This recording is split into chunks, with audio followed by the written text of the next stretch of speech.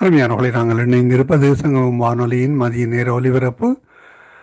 இப்பொழுதும் டொரண்டோ நேரம் 12 மணி 58 நிமிடங்கள். எங்களுடன் தேவ ஊழியர் பாஸ்டர் ஆண்டனி செல்லே இப்ராஹிம் அவர்கள் இணைந்திருக்கிறார். பிரைம் மினிஸ்டர் சார்பாக லண்டன் யூகேயிலிருந்து கர்த்தருடைய வார்த்தைகளை எடுத்து வந்து விதைக்க ஆயத்தமாக வந்திருக்கிறவரை பரிசுத்த ஆவியானவர் தாமே வழி நடத்துவாராக. அவருக்கு கொடுக்கப்பட்ட வெளிப்பாடுகள் தீர்க்க தரிசனங்களை எங்களுடன் பகிர்ந்து கொள்ள இந்த வேளையில் இணைந்திருக்கிறார். வானொலியை அலங்கரிக்க, வார்த்தைகளோடு அலங்கரிக்க வந்திருக்கிற ஊழியருக்கும் மாலை வணக்கங்களை கூறுவோம், வாழ்த்துவோம், வரவேற்போம். பிதா குமாரன் பரிசுத்தாவியானவன் நாமத்தினாலும் சங்கமம் வானொலி டீம் சார்பிலும் என் சார்பிலும் வானொலி கூட இணைந்து கேட்டுக்கொண்டிருக்கிற மறு ஒலிபரப்பை கேட்கப் போகின்ற ஒவ்வொருவர் சார்பிலும் வாழ்த்துவோம், வரவேற்போம். வேளையிலும் மாலை வணக்கங்களை கூறி வாழ்த்தி வரவேற்போம். Praise lord pastor. Praise the Lord. Amen. இணைந்திருக்கிறவங்களை வாழ்த்துகிறோம், வரவேற்கிறோம், கர்த்தருடைய கரத்தில் ஒப்புவிக்கிறோம். பரிசுத்தாவியானவர் தாமே உங்களுக்கு கூட அடுத்து வரப்போகிற வார்த்தைக்காக முன்னதாக நன்றி கூறிக்கொண்டு இந்த வேளையில் உங்களிடம் ஒப்படைக்கிறோம். பாஸ்டர், வழி நடத்துங்கள். Amen. God bless. Amen. Amen. இயேசு கிறிஸ்துவின் இணையற்ற நாமத்தினால் உங்கள் அனைவரையும் வாழ்த்து வரவேற்கிறேன். கர்த்தர் நல்லவர், நமக்காக யாவற்றையும் தன்னுடைய உயிரை கொடுத்து செய்து முடித்திருக்கிறார். ஆமென். ஆகவே அதை பெற்றுக்கொண்டவர்களாய் அவரை கொண்டாட வேண்டியதுதான் நம்முடைய கடமை. அவருக்கு நன்றி செலுத்த வேண்டியது, அவரோடு மேன்மையான உறவை ஏற்படுத்திக் கொள்வது. ஏனென்றால் அந்த உறவின் நிமித்தம்தான் தேவன் சகலத்தையும் நமக்காக செய்து முடித்திருக்கிறார். ஆகவே அந்த உறவை மேன்மைப்படுத்துவோம், மகிமைப்படுத்துவோம். அந்த உறவோடு எப்பொழுதும் இணைந்திருக்க பிரயாசப்படுவோம். ஜெபிப்போம். அன்பின் பிதாவே, இந்த வேளைக்காக உமக்கு நன்றி செலுத்துகிறோம். நீர் நமக்கு கொடுத்த மேன்மையான இந்த உறவுக்காக நன்றி. இந்த உறவை எவ்வளவுக்கு தியானிக்கிறோமோ அவ்வளவுக்கு நம்முடைய வாழ்க்கையின் உறவுகள் பலப்படும், கட்டப்படும், நாட்டப்படும். அதற்காக நன்றி செலுத்துகிறோம். இன்றைய நாளிலும் உம்முடைய வார்த்தைக்காக நன்றி. இது 100ஆய் நம்மை மேற்கொள்ளட்டும். வேத வார்த்தையை நம்முடைய தியானமாய், நம்முடைய வாழ்க்கையாய் மாறட்டும். இயேசுவின் இணையற்ற நாமத்தினால் ஆமென், ஆமென், ஆமென். பிரியமானவர்களே, நேற்றைய நாளிலே நாங்கள் பார்த்தோம், கர்த்தரை குறித்து நல்ல எண்ணம் நமக்குள்ள இருந்தால், நம்முடைய இருதயம் சுத்தமாயிருந்தால், இருதயம் என்றால் எண்ணங்கள், எங்களுடைய எண்ணங்கள் சுத்தமாயிருந்தால், தேவனை குறித்து எங்களுடைய எண்ணங்கள் சுத்தமாயிருந்தால் தான் அவரை தரிசிக்க முடியும் என்று சொல்லி நாங்கள் பார்த்தோம்.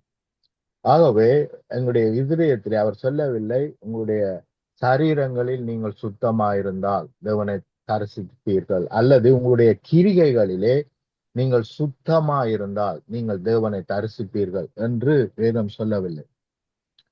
இருதயத்தில் சுத்த இருதயம் உள்ளவன் பாக்கியவான், அவன் தேவனை தரிசிப்பான் என்று நாங்கள் மத்தேயு 5ஆம் அதிகாரத்திலே வாசிக்கிறோம். ஆகவே பிரியமானவர்களை, மிக முக்கியம் என்னன்னு சொன்னால், தேவனை குறித்து மேன்மையான மகிமையான எண்ணங்கள் நமக்குள்ள இருக்க வேண்டும். ஆமென். அநேக வேளைகளிலே நாங்கள் நினைக்கிறோம், மிகவும் கடின இருதயம் உள்ளவர் என்று நாங்கள் நினைக்கிறோம். தேவன் ஒரு உவமையை சொல்லும் பொழுது என்ன சொல்லுகிறார் என்றால், 5 தாலந்து உள்ளவனுக்கு என்ன செய்தாராம்? ஒருவனுக்கு 5 தாலந்தும், ஒருத்தனுக்கு 2 தாலந்தும், ஒருத்தனுக்கு 1 தாலந்தையும் கொடுக்கிறார். ஆனால் இந்த 1 தாலந்தை பெற்றுக்கொண்டவனுடைய இருதயம் தேவனை குறித்து என்னவா இருக்கவில்லை? சுத்த எண்ணம் உள்ளதாய் இருக்கவில்லை. ஆகவே அவன் சொல்லுகிறான், நீர் கடின இருதயம் உள்ளவர், நீர் விதைக்காத இடத்துல அறுக்கிறவர் என்று சொல்லுகிறார். ஆகவே தேவன் சொல்லுகிறார், நீ அப்படி என்னை தவறாக புரிந்திருந்தால் கூட அப்படியே நீ என்ன செய்திருப்பாய்? செயல்பட்டிருப்பாய். ஆனால் நீ அப்படியும் கூட செயல்படவில்லை என்று சொல்லுகிறார். மாத்திரமல்ல, அவனை சொல்லுகிறார், பற்கடிப்புள்ள இடத்துக்கு போ என்று சொன்னால், அழுகையும் பற்கடிப்பும் உள்ள இடத்துக்கு போ என்று சொன்னால், நரகத்துக்கு போகத்தக்கதாக நீ கிரியை நடப்பிக்கிறாய் என்று சொல்லுகிறார். ஆகவே பிரியமானவர்களே, தேவனை குறித்து எப்பொழுதும் நமக்குள்ளே மேன்மையான மகிமையான எண்ணங்கள் தான் இருக்க வேண்டும். ஏனென்றால் அப்படி இருந்தால்தான் ஒரு இணைப்பு வரும். நீங்கள் யாரையாவது தவறாக எண்ணிக்கொள்வீர்களானால், இவர் ஒரு தவறான மனுஷன், இவரோடு நாங்கள் உறவு வைக்க முடியாது, இவர் ரொம்ப பேடான மனுஷன் அல்லது தவறான மனுஷன், இவர் எங்களை வெறுக்கிறவர், இவர் எங்களுக்கு நன்மை செய்கிறவர் அல்ல, இப்படியெல்லாம் அநேக தவறான எண்ணங்கள் நமக்குள்ள இருக்குமானால் நாங்கள் என்ன செய்ய மாட்டோம்? அவர்களோடு உறவு வைக்க மாட்டோம். அவர்களை தூரத்தில் பார்த்து விலகி போய்விடுவோம். ஆகவே அவர்களை பார்க்க மாட்டோம், தரிசிக்க முடியாது. தவறான எண்ணங்கள் ஒருவரை குறித்து எங்களுடைய உள்ளத்தில் இருந்தால் அவர்களை தரிசிக்கும்படி நாங்கள் முயற்சி செய்ய மாட்டோம். அவர் முன்னுக்கு எங்களுக்கு முன்னாடி வந்தால் கூட எங்களுடைய முகங்களை மற்ற பக்கம் திருப்பிக் கொண்டு போய்விடுவோம். ஆகவே நாங்கள் தேவனை தரிசிக்க வேண்டுமானால், அவரை பார்க்க வேண்டுமானால், அவரோடு உறவு வைக்க வேண்டுமானால், அவரை குறித்து நல்ல எண்ணங்கள் இருக்க வேண்டும். அந்த நல்ல எண்ணங்கள் தான் உறவை என்ன செய்கிறது? கட்டுகிறது. எந்த ஒரு ரிலேஷன்ஷிப்பும் பேடான எண்ணங்களோடு கட்ட முடியாது. எந்த ரிலேஷன்ஷிப்பையும் என்ன செய்ய முடியாது? பேடான எண்ணங்களோடு கட்ட முடியாது. அங்கே வேதனையும் துன்பமும் கவலையும் தான் இருக்கும். கணவன் மனைவி ஒருத்தருக்கு ஒருத்தர் பேடான எண்ணம் வைத்திருப்பார்களானால் அங்கே ஒரு நாளும் உறவு இருக்காது. அங்கே ஈவில் கிரியை செய்யும். ஆகவே தேவனை குறித்து நாங்கள் சரியான எண்ணம் வைக்காவிட்டால் நமக்கும் தேவனுக்கும் இடையிலே சரியான உறவு இருக்காது. கவனிங்கள், ஆதாம் ஏவாளுக்கு சரியான அண்டர்ஸ்டாண்டிங், தேவனை குறித்து நல்ல அண்டர்ஸ்டாண்டிங், மேன்மையான அண்டர்ஸ்டாண்டிங் இருக்கவில்லை. அதனால் தான் அங்கே பிசாசு கிரியை செய்தது. தேவன் எல்லாவற்றையும், எனக்கு தேவையான சகலத்தையும் கொடுத்து விட்டார். என்னை பூரணமாக்கி விட்டார். பூரணமாய் என்னை ஆசீர்வதித்து விட்டார். எல்லா ஏரியாவிலும், என்னுடைய வாழ்க்கையிலே எல்லா ஏரியாவிலும் அவர் என்ன செய்து விட்டார்? என்ன சரீரமா இருக்கட்டும், என்னுடைய எதிர்காலமா இருக்கட்டும், என்னுடைய பைனான்ஸா இருக்கட்டும், என்னுடைய வேலைத்தளமா இருக்கட்டும், இவைகள் எல்லாமே, என்னுடைய குடும்பமா இருக்கட்டும், உறவா இருக்கட்டும், இவைகள் எல்லாவற்றையும் அவர் அந்த ஒரு பலியினால், எபிரேயர் 10:14 வாசிக்கிறோம், அந்த ஒரு பலியினால், அவர் கொடுத்த அந்த ஒரு பலியினால் எங்களை இன்றைக்கு மாத்திரமில்லை, நாளைக்கு மாத்திரமல்ல, என்றென்றைக்கும் பூரணப்படுத்தி இருக்கிறார். ஆமென். இதை விசுவாசிக்க விசுவாசிக்க விசுவாசிக்கத்தான், இதை அறிக்கை பண்ண, விசுவாசித்து அறிக்கை பண்ணினால் அது நம்மை மேற்கொள்ளும். ரோமர் 10:10 பார்க்கிறோம், நீதி உண்டாக இருதயத்திலே விசுவாசிக்கப்படும், ரட்சிப்பு உண்டாக வாயினால் அறிக்கை பண்ணப்படும். அப்ப நாம விசுவாசிக்கும் பொழுது அங்கே நீதி உண்டாகிறது. இது இவருக்குத்தான் என்று அலோகேட் பண்ணப்படுகிறது. ஆனால் ரட்சிப்பு உண்டாக என்ன செய்யப்படுகிறது? பேசுகிறது. ஏனென்றால் இருதயத்தின் நிறைவினால் வாய் பேசும். அப்போ ஒருவன் நான் சுகத்தை பெற்றுவிட்டேன் என்று அவனுடைய இருதயம் நிறைக்கப்பட்டிருந்தால் வாய் அதைத்தான் பேசும். நான் சுகமானேன் என்றுதான் பேசும். நான் சுகமாகி விட்டேன், எனக்கு உள்ளே பலவீனம் இல்லை, நான் பலனானேன், நான் தரித்திரன் அல்ல, நான் ஆசீர்வதிக்கப்பட்டிருக்கிறேன் என்ற வார்த்தைகள் தான் என்னுடைய வாயில இருந்து வரும். நான் சுகஹீனனா இருந்தாலும் அதை நான் அக்செப்ட் பண்ணாமல், அந்த ஃபீலிங்கை நான் ஏற்றுக்கொள்ளாமல், அதை நான் ரிஜெக்ட் பண்ணிவிட்டு என்னத்தை பேசுகிறேன்? தேவன் செய்து முடித்ததை பேசுகிறேன். பரிசுத்தம் கூட இங்கிருந்து தான் வருகிறது. என்னை பலவீனன் நான் பாவி என்று எவ்வளவுக்கு பார்க்கிறோமோ அவ்வளவுக்கு பரிசுத்தமாய் வாழ முடியாது. தேவன் செய்து முடித்தபடினால், அவருடைய இரத்தம் என்னை பூரணமாய் கழுவி பரிசுத்தமாக்கினபடினால், என்னுடைய சரீரத்தை இப்பொழுது எப்படி பனி எப்படி வெண்மையா இருக்குமோ அப்படியாக என்னை கழுவி, இரத்தம் தோய்ந்து போயிருந்த சிவந்து சமுத்திரம் போல் இருந்த என்னுடைய வாழ்க்கையை அவர் அவருடைய இரத்தத்தினால் கழுவி கரை திரை அற்றவர்களாக்கி என்னை பரிசுத்தவானாக்கினார் என்று நாங்கள் நினைக்கத்தான் பரிசுத்தம் நம்மை மேற்கொள்ளும். ஏனென்றால் தேவனிடத்திலே நாங்கள் பெற்றுக்கொள்வதெல்லாம் விசுவாசத்தினால் மாத்திரமே. ஆகவே விசுவாசம் இல்லாமல் தேவனுக்கு பிரியமாயிருப்பது கூடாத காரியம். விசுவாசத்தினால் மாத்திரமே நாங்கள் தேவனை பிரியப்படுத்த முடியும். ஏனென்றால் அவர் செய்து முடித்தவைகளை நாங்கள் பெற்றுக்கொண்டு வாழ்வதை அவர் பார்க்கும் பொழுதுதான் அவர் சந்தோஷப்பட முடியும். எந்த ஒரு தகப்பனும் கஷ்டப்பட்டு அவர் எல்லாவற்றையும் செய்து முடித்திருக்க, அதை அறியாமல், தெரியாமல், அறிந்து கொள்ள விரும்பாமல் அவருடைய மகனோ மகளோ கஷ்டப்படுவார்களானால் அவர் மிகவும் வேதனைப்படுவார். ஆனால் அதை எடுத்து அவர்கள் அனுபவிப்பார்களானால், அதை எடுத்து அதிலே பலுகி பெருகுவார்களானால், அதை எடுத்து அவர்கள் மற்றவர்களுக்கும் ஆசீர்வாதமாய் இருப்பார்களானால், அந்த தகப்பன் சந்தோஷப்படுவார். ஏனென்றால் அந்த ஒரே நோக்கத்துக்காகத்தான் அவர் ரொம்ப கஷ்டப்பட்டு என்ன செய்தார்? பாடுகள் அனுபவித்து பிள்ளைகளுக்கு சொத்து சேர்த்து வைத்தார். அப்ப அதை நாங்கள் விசுவாசத்தினால் பெற்றுக்கொள்ளுகிறோம். அதை விசுவாசித்தால் அது நம்மை மேற்கொள்ளும். விசுவாசிக்காவிட்டால் மேற்கொள்ள முடியாது. ஆகவே நாங்கள் அநேக வேளைகளிலே விசுவாசிக்க தவறுகிறோம். ஏனென்றால் தேவனோடு சரியான உறவில்லை. அதனால் தான் விசுவாசிக்க மறுக்கிறோம். இப்போ ஒருவரை எனக்கு 100% தெரியுமானால் அவரை குறித்து, அவர் எவ்வளவாய் நேசிக்கிறார் என்பதை குறித்து நான் கேட்டால், அவர் சிம்பிளா உயிரையும் கொடுப்பார் என்று அவரை குறித்து நான் எவ்வளவுக்கு அறிந்து கொள்ளுகிறேனோ அவ்வளவுக்கு தான் என்னால் தைரியமாய் அவரிடத்திலே வர முடியும், தைரியமாய் அவரிடத்திலே ஜெபிக்க முடியும், கேட்க முடியும். அந்த நிச்சயம் இருக்கிறது. ஏன் நான் தைரியமா வருகிறேன் என்றால் அவருடைய அன்பை குறித்த நிச்சயம் இருக்கிறது. என்னை அவ்வளவாய் நேசிக்கிறார், நான் எதை கேட்டாலும் நோ என்று சொல்ல மாட்டார் என்ற நிச்சயம் நமக்குள்ள இருக்கிறது. அது எங்கிருந்து வருகிறது? அவரை அறிகிற அறிவில் இருந்து வருகிறது. ஏன் இன்றைக்கு தேவனுடைய பிள்ளையுடைய வாழ்க்கையிலே நிச்சயம் இல்லை, ஜெபத்திலே நிச்சயம் இல்லை. நான் கேட்டபடியினால், நான் ஜெபித்தபடியினால், நான் அறிக்கை பண்ணினபடியினால் நிச்சயமாய் சமாதானம் உண்டாயிருக்கும். இஸ்ரவேலுக்கு சமாதானம் உண்டாயிருப்பதாக இயேசுவின் நாமத்தினால் என்று சொன்னால் அது நிச்சயமாய் உண்டாயிருக்கும் என்ற நிச்சயமற்றவர்களாயிருக்கிறோம். எந்த நியூக்ளியர் பொம்பும் வெடிக்காமல் போவதால், அதனுடைய வயர்கள் எல்லாம் கட்டப்படுவதால் என்று சொல்லி நீங்கள் நானும் ஜபித்தால் நிச்சயமாய் நடக்கும். எத்தனையோ சாட்சிகளை நான் கேட்டிருக்கிறேன். ஒரு அம்மாவை பாகிஸ்தான்ல, அவங்களோட பேர் எஸ்தர், அவங்க ரட்சிக்கப்படுறாங்க. அது பெரிய ஒரு ஸ்டோரி. அவங்க ரொம்ப வசதியான ஃபேமிலியில இருந்து வந்தவங்க. அவங்களை எல்லா வெளிநாட்டுக்கும் கொண்டு போய் அவங்களை சுகமாக்க முயற்சி செய்தார்கள். சுகம் கிடைக்கவில்லை.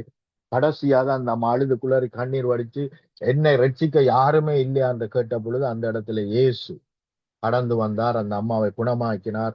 அதுக்கு பிறகு அந்த அம்மா என்ன செய்தார்கள்? இயேசுவை பிரசங்கிக்க ஆரம்பித்தார்கள்.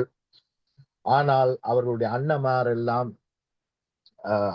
வசதி படைத்தவர்களா இருந்தபடியினால், குறிப்பாக மூத்த அண்ணன் கண்ணை எடுத்து வாண்டு கூப்பிட்டு வச்சு என்ன செய்கிறார்? கண்ணை லோட் பண்ணி அந்த அம்மாவுக்கு சுட என்ன செய்கிறார்? நெத்தி கிட்ட அவருக்கு பக்கத்துல வச்சு எத்தனையோ தரம் சுட முயற்சி செய்கிறார். கண் வெடிக்கவே இல்லை. லோட் பண்றார், ஷூட் பண்றார், லோட் பண்றார், ஷூட் பண்றார். ஆனா கண் என்ன செய்யல? கண் வெடிக்க இல்லை.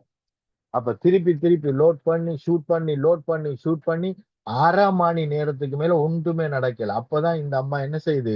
கொஞ்சம் கண்ணை திறந்து பாக்குது என்ன நடக்குதுன்னு. அப்படி பார்க்கும் பொழுது அந்த அம்மாவுடைய ஆவிக்குரிய கண்கள் திறக்கப்பட்டு அந்த டபுள் பேரல் கண்ணுக்கு முன்பாக, டபுள் பேரல் ஷாட் கண்ணுக்கு முன்பாக இயேசு தன்னுடைய கையை வைத்து கொண்டிருக்கிறார். இதை ஆவிக்குரிய ரீதியா இந்த அம்மா பார்க்கிறார். அதனாலதான் அந்த கண் வெடிக்கல். அப்ப கவனிங்க பிரியமானவர்களே, நான் இந்த பவுலும் சீலாவும் போய் என்ன செய்கிறார்கள்? ஒதுங்கி இங்கே வைக்கப்பட்டிருக்கிறார்கள், சிறையிலே வைக்கப்பட்டிருக்கிறார்கள். நான் கடந்த நாட்களிலே, நான் நினைக்கிறேன் கடந்த வருஷத்திலே நான் போயிருந்தேன் மால்டாக்கு. அங்கே பார்த்தீர்களானால் அங்கே அங்கே இருக்கிற பாம்பு, எத்தனையோ விதமான பாம்பு இருக்கிறது. ஆனால் கவனியுங்கள், பாம்பு தான் அந்த நச்சு நச்சு அல்லது என்ன சொல்லுகிறது, ஒரு பாம்பு அவனை கடிக்குது என்று வேதம் சொல்லிதான். பாம்பு என்று அங்க சொல்லப்படவில்லை. ஆனால் நீங்கள் மால்டாக்கு போவீர்களானால் அங்கே பாம்பு தான் அங்கே செய்து வைத்திருக்கிறார்கள். பாம்புதான் பவுலுக்கு கடித்ததாக அங்க நம்பப்படுகிறது. மாத்திரமல்ல, பார்த்தீர்களானால் அங்கே இருக்கிற எந்த பாம்புக்கும் இப்பொழுது விஷம் இல்லை. என்றால் என்ன நடந்திருக்கிறது என்று சொன்னால், பவுல் கடிக்கும் பொழுது அந்த விஷம் வாய்க்காமல் போவதாக என்று சபித்திருக்கிறார்.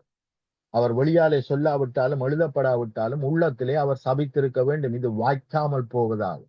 எந்த மரணமும் என்னை மேற்கொள்ள முடியாது என்று அவர் சபித்திருக்கிறார். அப்படி செய்தபடியினால் பார்ப்பீர்களானால் அந்த மால்டாவில் இருக்கிற எந்த பாம்புக்கும் விஷம் இல்லை. பெரிய ஒரு ஆற்றல். எந்த பாம்பு கடித்தாலும் அங்க விஷம் இல்லை.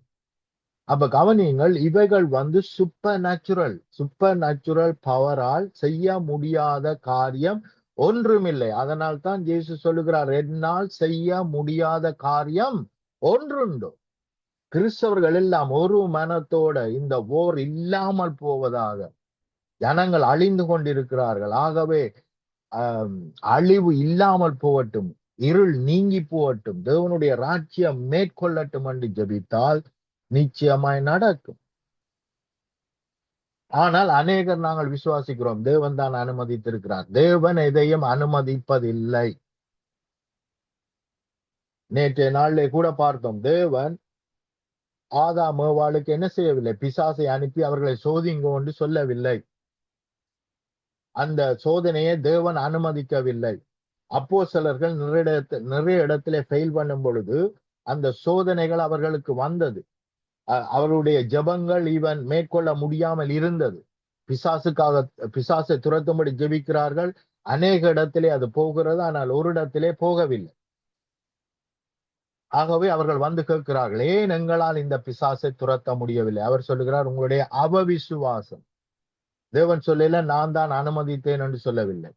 அங்கே பார்க்கிறோம், அக்கறைக்கு போவோம் பாருங்கள் என்று இயேசு சொன்ன பொழுது அங்கே பெரிய காற்றுக்கள், பெரிய புயல்கள் எழும்பி வருகிறது. ஆனால் இயேசு என்ன சொல்லவில்லை? பிதா அனுமதித்திருக்கிறாராக்கும் என்று அனுமதிக்கவில்லை. மாறாக அப்போஸ்தலர்களை கடிந்து கொள்ளுகிறார். நீங்களே உங்களுக்கு கொடுக்கப்பட்ட அத்தாரிட்டி, வல்லமை, வரங்களை பயன்படுத்தவில்லை.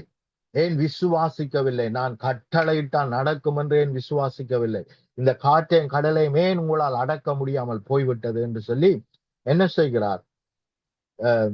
அப்போஸ்தலரிடத்திலே கடிந்து கொள்ளுகிறார். ஆனால் நாங்கள் இன்றைக்கு காற்று, மழை, பெரிதான அழிவுகளை நாங்கள் அனுமதிக்கிறோம். வேதம் தெளிவாக சொல்லுகிறது, நீங்கள் எவைகளை கட்டுவீர்களோ, நீங்கள் காற்றை கட்டினால் அது கட்டப்படும், புயலை கட்டினால் அது கட்டப்படும். எவைகளை கட்டுகிறீர்களோ அவைகள் பரலோகத்திலும் கட்டப்பட்டிருக்கு. நீங்கள் அனுமதிக்காவிட்டால் பரலோகம் அனுமதிக்காது என்று சொல்லுகிறார். ஆனா நாங்கள் என்ன சொல்லுகிறோம்? நீர் அனுமதிக்கிறீர் ஆண்டவரே, நீர் அனுமதிக்கிறீர் ஆண்டவரே என்று சொல்லுகிறோம். ஆனால் தேவன் என்ன சொல்லுகிறார்? நீங்கள் அனுமதித்தார். பூமியிலே நீங்கள் பிசாசை அனுமதித்தார், பூமியிலே நீங்கள் பிசாசுக்கு சொல்லை கேட்டால் யாரும் மாற்ற முடியாது. ஆனால் நீங்கள் எதிர்த்து நிற்பீர்களானால், பூமியிலே பிசாசுக்கு எதிர்த்து நில்லுங்கள், எதிர்த்து நிற்பீர்களானால் நிச்சயமாக அவனுடைய கிரிகை செயல்பட முடியாது. அவன் கொல்லவும் அழிக்கவும் திருடவும் வருகிறான். ஆகவே இந்த கிரிகைகளுக்கு எதிர்த்து நிற்போமானால் அவனால் கிரிகை செய்ய முடியாது. செய்தியை பார்த்துட்டு ஐயோ உலகப்போர், 3வது போர் வரப்போகிறது என்று சொல்லுவதை கிறிஸ்தவர்கள் விசுவாசித்து இப்படியான தவறான வார்த்தைகளை பேசுவதை நாங்கள் நிறுத்திவிட்டு, வரவே கூடாது, ஜனங்கள் அழியக்கூடாது, ஜனங்கள் ரட்சிக்கப்பட வேண்டும். ஆகவே இந்த போர் வராது என்று கட்டளை இடுகிறோம். எல்லா விதமான பிசாசின் கிரிகைகளும், தேச தலைவருடைய சிந்தையில தோன்றுகிற எல்லா பிசாசின் கிரியை வாய்க்காமல் போவதா என்று நாங்கள் ஜெபித்தால் அப்படியே ஆகும். இந்த மலையை பார்த்து பெயர்ந்து போன்று சொல்லி நான் சொன்னதுதான் நடக்கும் என்று விசுவாசித்து, எந்த ஒரு சந்தேகமும் இல்லாமல் நான் சொன்னதுதான் நடக்கும் என்று விசுவாசித்தால் அப்படியே ஆகும். நீங்கள் விசுவாசித்தால் தேவனுடைய மகிமையை காண்பீர்கள் என்றால் தேவன் என்ன சொல்ல வருகிறார்? நம்முடைய கையிலே தான் இருக்கிறது என்று சொல்லுகிறார். ஆகவே நம்முடைய கரத்திலே தான் சகலத்தையும் கொடுத்திருக்கிறார். பூமியையும் அதன் நிறைவையும் உருவாக்கி நம்முடைய கரத்திலே கொடுத்திருக்கிறார். நம்மைத்தான் அதை மேனேஜ் பண்ண சொல்லி இருக்கிறார். நம்மைத்தான் ஆளுகை செய்யும்படி சொல்லி இருக்கிறார். ஆகவே நாங்கள் கட்டளையிட்டால், இவற்றை புரிந்து அறிந்து நாங்கள் கட்டளையிட்டால், வர வேண்டியதை வா என்றும் போக வேண்டியதை போ என்றும் கட்டளையிட்டால் நிச்சயமா நடக்கும். பிசாசின் கிரிகைகள் என்றால் இயேசுவின் நாமத்தினால் போ என்று கட்டளையிட வேண்டும். தேவனுடைய நன்மைகள் நடக்க வேண்டுமானால் தேவனுடைய ஆசீர்வாதம் மேற்கொள்ளுவதாக, தேவனுடைய ராஜ்யம் வருவதாக, மேற்கொள்ளுவதாக, பரலோகத்தில் செய்யப்படுவது போல பூலோகத்திலும் செய்யப்படுவதாக. கவனியுங்கள், இயேசு கற்றுக் கொடுத்த ஜெபத்தை அப்படியே கொப்பி பண்ணினாலே பெரிய காரியங்கள் நடக்கும். அவரிடத்திலே ஜெபத்தை குறித்து கற்றுக்கொடும் ஆண்டவரே என்று சொன்ன பொழுது அவர் என்ன சொன்னார்? உம்முடைய ராஜ்யம் வருவதால், தேவனுடைய ராஜ்யம் வருவதால், உம்முடைய சித்தம் பரலோகத்தில் செய்யப்படுவது போல பூலோகத்தை மேற்கொள்ளுவதாக, செய்யப்படுவதாக, இப்படியாய் கட்டளையிடும்படிதான் அந்த ஜெபத்திலே நமக்கு கற்றுக் கொடுக்கிறார். ஆனால் எங்களுடைய ஜெபமோ வாருமையா தாருமையா என்றிருக்கிறது. நிச்சயம் இல்லை. எங்களுடைய ஜெபத்திலே 100% நிச்சயம் இல்லை. அதனால்தான் ஜெபங்கள் என்ன செய்யப்படவில்லை? உடனடியாக மேற்கொள்ளவில்லை. இது தேவனுடைய தவறு அல்ல, நம்முடைய தவறு. நாங்கள் நினைக்கிறோம் மேபி அவருக்கு இப்பொழுது செய்வது சித்தம் இல்லை என்று நாங்கள் நினைக்கிறோம். இவைகள் எல்லாம் தவறான காரியம். நீதிமொழிகளிலே நாங்கள் வாசிக்கிறோம், ஒருவன் தனக்கு செய்ய திராணி இருக்கும் பொழுது மற்றொருவனை பார்த்து, அவனிடத்திலே கேட்கிறவனை பார்த்து, இன்றை போய் நாளை வா என்று சொல்லாதே. அப்படி சொன்ன தேவன் அவருக்கு எல்லா திராணியும் இருக்கு. நாங்கள் கேட்கும் பொழுது இல்லை, இன்றைக்கு போய் நாளைக்கு வா என்று அவர் சொல்ல மாட்டார். அவருடைய 4 சுவிசேஷங்களையும் வாசிக்கும் பொழுது என்ன தெரிகிறது? யாரை பார்த்தும் இன்று போய் நாளை வா என்று அவர் சொல்லவில்லை. இன்றைக்கு அன்றைக்கு அவர் ஊழியம் செய்யும் பொழுது ஈவன் ஓய்வு நாளிலே அவர் அநேகரை குணமாக்கினார். அது அவருக்கு நிறைய பிரச்சனைகளை உருவாக்கினது. ஓய்வு நாளிலே நீர் இதை செய்யக்கூடாத தகாத காரியங்களை செய்கிறீர், ஆகவே நீ தேவனுடைய மனுஷனாய் ஒரு தீர்க்கதரிசியாய் இருக்க முடியாது, ஏனென்றால் நீர் வேதத்துக்கு புறம்பாய் கிரியை செய்கிறீர் என்று அவர்கள் தேவனை மிஸ் அண்டர்ஸ்டாண்ட் பண்ணுவதற்கு இதுவும் ஒரு காரணம். எது என்று சொன்னால், அவர் ஓய்வு நாட்களிலே குணமாக்கினார். அவர் ஓய்வு நாட்களிலே குணமாக்கினபடினால் அவரை கொல்ல தேடினார்கள். ஏன் அப்படி செய்தார்? ஏனென்றால் ஓய்வு நாளிலே அங்கே பார்க்கிறார் அநேகர் சுகவீனமாய் இருக்கிறார்கள்.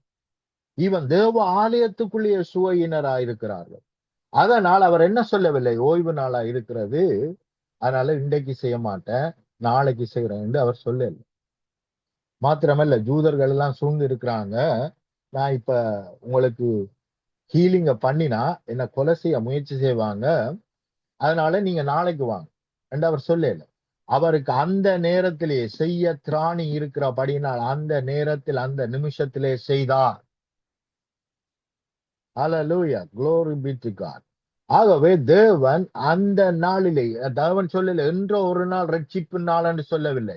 இன்றைக்கே ரட்சிப்பின் நாள், இன்றைக்கே ரட்சணிய நாள், இன்றைக்கே ரட்சணிய நாள், இதுவே ரட்சணிய நாள், இன்றைக்கே மீட்பு. அப்ப ஜேசுனிடத்துல வந்த ஒருவரையும் நாளைக்கு வாரன் என்று அவர் சொல்லவில்லை. ஒரே ஒரு காரியத்தை தவிர, லாசருவனுடைய காரியத்தில் மாத்திரம் 2 நாள் அங்கே தங்கியிருந்தார். அதற்கு காரணம் இருக்கிறது. ஒரே ஒரு காரணம் என்னென்று சொன்னால், அப்போஸ்தலர்கள் 4 நாளுக்கு பிறகுதான் லாசருவை அவர் எழுப்ப விரும்பினார். ஏனென்று சொன்னால், அப்பொழுதுதான் அப்போஸ்தலர்கள் ஈவன் இயேசு 3 நாளுக்கு பிறகு எழும்புவார், 4 நாளுக்கு பிறகு லாசருவே எழுப்பப்படுவானால் 3 நாளுக்கு பிறகு நிச்சயமாய் இயேசு உயிர்த்தெழுவார் என்று அவர்கள் நம்புவார்கள் என்பதற்காக. அதிலே இயேசு சொல்கிறார், உங்களின் நிமித்தம் நான் இந்த இடத்திலே தாமதமாய் இருப்பது உங்களின் நிமித்தமாய் தாமதிக்கிறேன், அது உங்களுக்கு பிரயோஜனமாயிருக்கு என்பதற்காக. ஆகவே பிரியமானவர்களை கவனியுங்கள், தேவன் எந்த இடத்திலும் தாமதிக்கவில்லை. அவர் சொல்லுகிறார், என்னுடைய நேரம் இன்னும் வரவில்லை என்று கானா தேசத்து கல்யாணத்தில் அவர் சொல்லி இருந்தாலும் அவர்களுக்கு எந்த நிமிஷத்தில் திராட்சரசம் தேவைப்பட்டதோ அந்த நிமிஷத்திலே அவர் கொடுத்தார். மறுநாள் கொடுக்கவில்லை, 6 மணி நேரம் 10 மணி நேரம் தாமதித்து கொடுக்கவில்லை. எந்த நிமிஷம் அவர்களுக்கு தேவைப்பட்டதோ அந்த நிமிஷத்திலே அவர் செய்தார். ஆனால் அநேக வேளைகளிலே இந்த வசனத்தை புரியாமல் என் வேலை இன்னும் வரவில்லை என்று சொன்னதின் ஒரே ஒரு நோக்கம், நீங்கள் உங்களை ஆயத்தப்படுத்தவில்லை. என் வேலை வரவில்லை, நான் இப்பொழுது கட்டளையிட முடியாது, ஏனென்றால் சாடிகளுக்குள் தண்ணி இல்லை, ஆகவே என்னால் செய்ய முடியாது. ஆகவே முதலாவது என்ன செய்யுங்கள், சாடிகளுக்குள் தண்ணியை நிரப்புங்கள். என் வேலை வரவில்லை என்று சொன்ன பொழுது மரியாள் என்ன சொல்லு, இவர் சொல்லுகிறபடியே செய்யுங்கள், ஏனென்றால் நீங்கள் செய்யாமல் இருக்கிறீர்கள், ஆயத்தம் பண்ணாமல் இருக்கிறீர்கள். அத மரியாள் புரிந்து கொண்டார். ஏன் அவர் அப்படி சொல்லுகிறார்? ஏனென்றால் இவர்கள் இன்னும் ஆயத்தப்படுத்தவில்லை. ஆகவேதான் அவர்களை பார்த்து சொல்லுகிறார், இவர் சொல்லுகிறபடி செய்யுங்கள், ஆயத்தப்படுங்கள். ஆமென். ஆண்டவரே எனக்கு பிள்ளை இல்லை என்று சொல்லி ஜெபித்த பிறகு அப்படியே இருக்கக்கூடாது. போய் உடனடியாக என்ன செய்யணும், பிள்ளை, எனக்கு ஆம்பளை பிள்ளை, ஓகே, ஆம்பளை பிள்ளை என்ன தேவை, சட்டை வாங்குங்க, அதுக்கான உடுப்புகளை வாங்குங்க, வீட்டை தயார் பண்ணுங்க, ஏனென்றால் இந்த ஜெபம் கேட்கப்பட்டாயிற்று என்று சொல்லி செயல்பட வேண்டியது அவசியம். கவனிங்க, இயேசுவிடத்துல வர்றாங்க, இயேசு சொல்லுகிறார், நீங்கள் அவர்களை போஷியுங்கள் என்று சொல்லுகிறார். ஆனால் அவர்கள் என்ன சொல்லுகிறார்கள், எங்களிடத்தில் ஒன்றுமே இல்லை, எங்களால் போஷிக்க முடியாது என்று சொல்லுகிறார். அதுக்கு பிறகு இயேசு என்ன சொல்லுகிறார் என்றால், எல்லாரையும் உட்கார பண்ணுங்கள், பந்தியில உட்கார பண்ணுங்கள். சாப்பாடுன்னு வரவே இல்லை, அங்க ஒன்றுமே இல்லை, ஆனா எல்லாரையும் பந்தியில உட்கார பண்ணியாங்க. இதுதான் விசுவாச கிரிகை. அப்போ ஒரு காரியத்துக்காக நாங்கள் ஜெபிப்போமானால் கடந்து செல்ல வேண்டும். ஜொப்புக்காக ஜெபிப்போமானால் கிடைத்து விட்டது என்று கடந்து செல்ல வேண்டும். சுகத்துக்காக ஜெபிப்போமானால் கிடைத்து விட்டது என்று செயல்பட வேண்டும். பெற்றிலிருந்து துள்ளி குதித்து எழும்ப முடியாவிட்டா குரோலிங் அப்படி சொல்றது, தவண்டாவது என்ன செய்யணும், பெட்ல இருந்து தவண்டாவது வெளியால வரணும். தேவன் என்னை குணமாக்கிட்டார் என்று என்ன செய்யணும், எழும்பி நடக்க முயற்சி செய்யணும். ஆமென். ஜெபிச்சுட்டு அப்படியே உட்கார்ந்து இருக்க கூடாது. ஆகவேதான் அப்போஸ்தலர்கள் ஜெபிச்சுட்டு கையை பிடிச்சு என்ன செய்து விட்டாங்க, தூக்கி விட்டாங்க. ஏய், எழும்பி நட இயேசுவின் நாமத்தில். அல்லேலூயா. ஆகவே பிரியமானவர்களே, கவனியுங்கள், தேவனை குறித்து அவர் செய்து முடித்தார், முடிந்து விட்டது, எனக்காக யாவும் செய்து முடிந்தாயிற்று, இப்பொழுதே பெரும்பாடுள்ள இஸ்திரி போல இப்பொழுதே என்னை மேற்கொள்ள ரெடியாக இருக்கிறது. கவனிங்கள், எவ்வளவு பெரிய ஒரு விசுவாசம் பாருங்க. இன்னும் இயேசு மரிக்கவில்லை, நாங்க மறிச்சு அவர் எல்லாம் முடிந்தது என்று சொன்ன பிறகு நாங்கள் விசுவாசிக்க கஷ்டப்படுறோம். ஆனா பெரும்பாடுள்ள இஸ்திரி இன்னும் மறிக்கல. ஆனா பெரும்பாடுள்ள இஸ்திரியுடைய விசுவாசம் என்றால், கிறிஸ்து இயேசுவுக்குள் நான் எப்பேற்பட்ட படுபாவியா இருந்தாலும், தகுதி அற்றவனா இருந்தாலும், கிறிஸ்து இயேசுவுக்குள் எனக்கு தேவையானதெல்லாம் 24 மணி நேரமும் என்னை மேற்கொள்ள ஆயத்த பண்ணப்பட்டிருக்கிறது. எல்லா ஆசீர்வாதமும் அவருக்குள்ளே இருக்கு, ஆயத்தம் பண்ணப்பட்டிருக்கிறது. இப்பொழுதே நாம் போய், இப்பொழுதே நான் அவரோடு ஒரு இணைப்பை, ஒரு தொடர்பை ஏற்படுத்தி பெற்றுக்கொள்வேன், எடுத்துக் கொள்ளுவேன் என்று செயல்பட்டார். அல்லேலூயா. தேவன் தேசங்களை நம்முடைய கரத்திலே கொடுத்திருக்கிறார். தேசத்தினுடைய ரட்சிப்பு நம்முடைய இருதயத்திலும் நாவிலும் இருக்கிறது. ஆமென். நாங்கள் கட்டளையிட்டால் அது ஆகும். பெனின் என்று சொல்லி நைஜீரியா தேசத்திலே ஆர்ச் பிஷப்பா இருந்த, அவருடைய பேரை மறந்துட்டேன், பென்சன் என்ற ஒரு ஊழியக்காரன், அவரிடத்தில் ஆண்டவர் சொல்லுகிறார், தேசம் உனக்கு தேவையா? எஸ். இங்க நைஜீரியா ஃபுல் ஆஃப் விச்கிராஃப்ட் நிறைந்த தேசம். அப்ப போய் என்ன ஜெபம் பண்ணு. அவர் என்ன செய்கிறார், சிட்டிக்குள்ள போய் ஒவ்வொரு நாளும் என்ன செய்கிறார், இரவு 12 மணியிலிருந்து அதிகாலை 5 மணி வரைக்கும் என்ன செய்கிறார், அறிக்கை இடுகிறார். இயேசுவின் நாமத்தினால் இந்த சிட்டி தேவனுக்கு சொந்தமாவதாக அறிக்கை இடுகிறார். அப்படி அறிக்கை இட்டு கொண்டு வரும் பொழுது அந்த அந்த சிட்டி என்ன செய்யுது, அங்க இருக்கிற விச்கிராஃப்ட் லீடர் எல்லாரும் மறிக்க ஆரம்பிக்கிறார். எல்லாரும் மோஸ்ட் ஆஃப் தம் என்ன செய்தார்கள், விச்கிராஃப்ட் லீடர்கள் எல்லாம் மறித்து போனார்கள். இவரோடு ஜபிக்கும் பொழுது பிசாசுக்கு ஆரெல்லாம் இடம் கொடுத்து அந்த தேசத்தை, அந்த டவுனை பிசாசினுடைய கையிலே வைத்திருந்தார்களோ அவர்கள் எல்லாம் மறித்து போனார்கள். தேசம் விடுதலையானது. அவருடைய ஜபத்தின் நிமித்தம் அந்த தேசத்தில் மாத்திரம்தான் ஒரே ஒரு சட்டம் இருக்குது, வேற எந்த தேசத்திலும் இல்ல. என்னன்னு சொன்னா விச் கிராஃப்ட் அங்கே பிராக்டிஸ் பண்ணக்கூடாது, இல்லீகல் என்று அங்கே சட்டம் ஏற்படுத்தப்பட்டது அவருடைய ஜெபத்தினால். அல்லேலூயா. ஆகவே நாங்கள் விசுவாசித்து அறிக்கையிடுவோமானால், ஜெபிப்போமானால் நிச்சயமாய் பெற்றுக்கொள்வோம். ஆமென். தேசங்கள் நிச்சயமா ரட்சிக்கப்படும், மீட்கப்படும். தேசங்களிலே சமாதானம் உண்டாயிருக்கும் நாம் ஜெபித்தால். ஆமென். இலங்கை தேசத்தை பார்க்கிறோம், நாங்கள் ஜெபித்தோம் எத்தனையோ வருஷங்களாக. ஒரு 2-3 குடும்பத்தினுடைய கையிலே தான் இந்த ஆட்சி இருந்தது. ஆனால் இப்பொழுதோ அப்படி அல்ல. எப்படி தேவன் மாற்றி விட்டார். இப்பொழுது தேவனுடைய சத்தியத்தை அறிவிக்க அங்க தடைகள் இல்லை. எவ்வளவோ தடைகளை ஏற்படுத்தினார்கள், ஆனால் இப்பொழுதோ தடைகள் இல்லை. தேவன் என்ன செய்தார்? வழிகளை ஏற்படுத்தினார். யாரை கொண்டும் தேவன் செய்ய முடியும். நாங்கள் விசுவாசித்தார் நிச்சயமாய் தேவனுடைய மகிமையை காண்போம். ஆமென். ஜெபம் பண்ணுவோம். அன்பின் பிதாவே, இந்த வேலைக்காக உமக்கு நன்றி செலுத்துகிறோம். தேவரீர் எங்களோடு கூட இருக்கிறதற்காக நன்றி. நீர் ஏற்கனவே நமக்கு சொல்லிவிட்டீர், சகல அதிகாரங்களையும் சகல வல்லமையும் நமக்கு கொடுத்திருக்கிறீர். நாங்கள் கட்டுவது எதுவோ அவைகள் கட்டப்பட்டிருக்கும், நாங்கள் கட்டவிழ்ப்பது எதுவோ அவைகள் கட்டவிழ்க்கப்பட்டிருக்கும் என்பதை நீர் எங்களுக்கு சொல்லிக் கொடுத்திருக்கிறீர். அதற்கு தேவையான சகலத்தையும் செய்து முடித்திருக்கிறீர். உம்முடைய அதிகாரத்தையும் வல்லமையை நமக்கு கொடுத்திருக்கிறபடினா நாங்கள் விசுவாசத்தை எதை அறிக்கை பண்ணுகிறோமோ அதை 100% பெற்றுக்கொண்டோம். அதற்காக உமக்கு நன்றி செலுத்துகிறோம். ஒவ்வொருவர் நம் ஒவ்வொருவரும் உம்மை இன்னும் அதிகமாய் அறிந்து கொள்ள கிருபை செய்யும். உம்முடைய அதிகாரங்களை வல்லமைகளை பயன்படுத்த எங்களுக்கு உதவி செய்யும். ஆவியானவரே எங்களோடு பேசும், எங்களை நடத்தும்.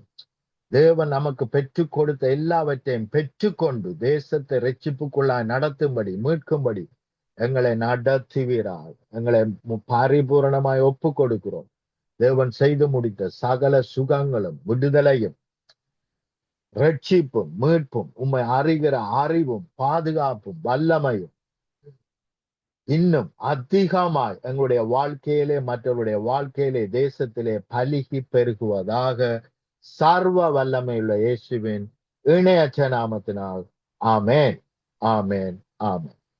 ஆமீன், ஆமீன். கொடுக்கப்பட்ட வேத வார்த்தைகளுக்கூடாக வெளிப்பாடுகளுக்காக நன்றி செலுத்துகிறோம், வாழ்த்துகிறோம், ஆசீர்வதிக்கிறோம். கர்த்தரை கரத்திலே ஒப்புவிக்கிறோம். வாரத்தின் முதல் நாளிலே பிரசங்க பீடத்தில் நிற்கின்ற பொழுதும் கர்த்தர் தாமே உங்களுடனும் கூட இருந்து ஆசீர்வதித்து வழி நடத்துவாராக. கர்த்தருடைய கரத்திலே உங்களை உங்கள் குடும்பத்தாரையும் ஒப்புவிக்கிறோம். கர்த்தர் தாமே வழி நடத்துவாராக. கர்த்தருடைய கரத்திலே உங்களை ஒப்புவிக்கிறோம் பாஸ்டர்.